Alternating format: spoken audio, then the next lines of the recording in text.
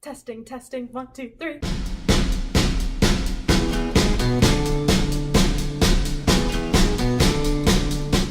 Hey everybody, welcome back to my channel, and this week we're doing something really fun that's spring break related. Any guesses? I think it's time that we go under the sea. Under the sea. Under the sea.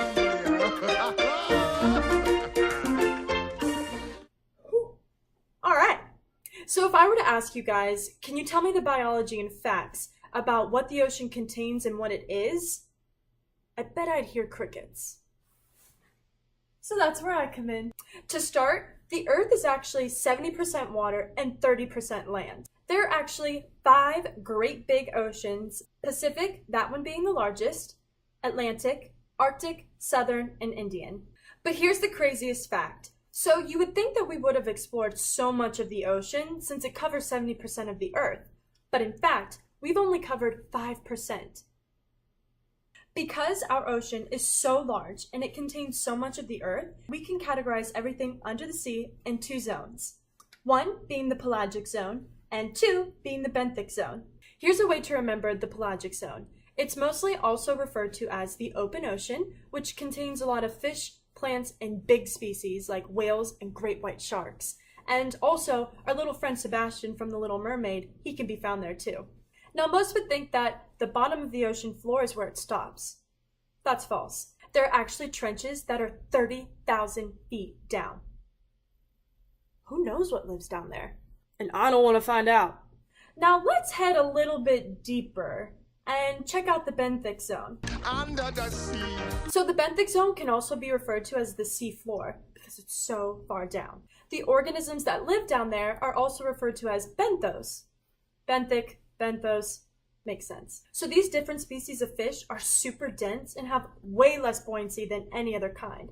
So that allows them to sink right down to the bottom and kind of bury themselves in the sand. And then, when you least expect it, they attack. But I wanted to tell you guys a super cool habitat that's humongous found in the open ocean in the pelagic zone. This great big ecosystem is known as the Great Barrier Reef and is found right off the coast of northeastern Australia, which is my dream place to visit. Now, there are a whole bunch of facts about the Great Barrier Reef, but I don't want to bore you, and I'm running out of time. So, let's name 5. First fact, you can see it from outer space.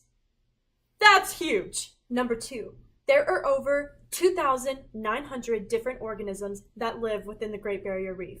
Fact number 3 is that it is the length of 70 million football fields put together in one.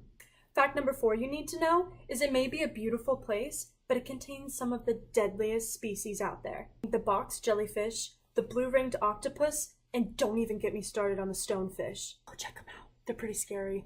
And fact number 5 is for all my Disney fans out there. We all know Nemo and Marlin are clownfish, and you're probably wondering where they live.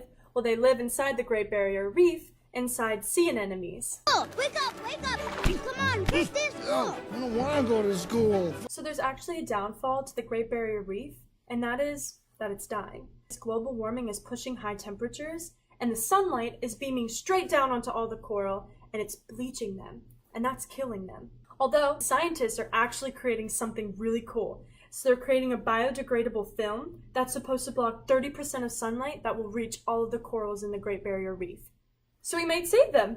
Science rules! Final question. Why the heck is the ocean salty? The reason the ocean keeps increasing in salinity is all due to the different minerals coming in through the rivers. Now, as we know, the only way water can leave is through evaporation.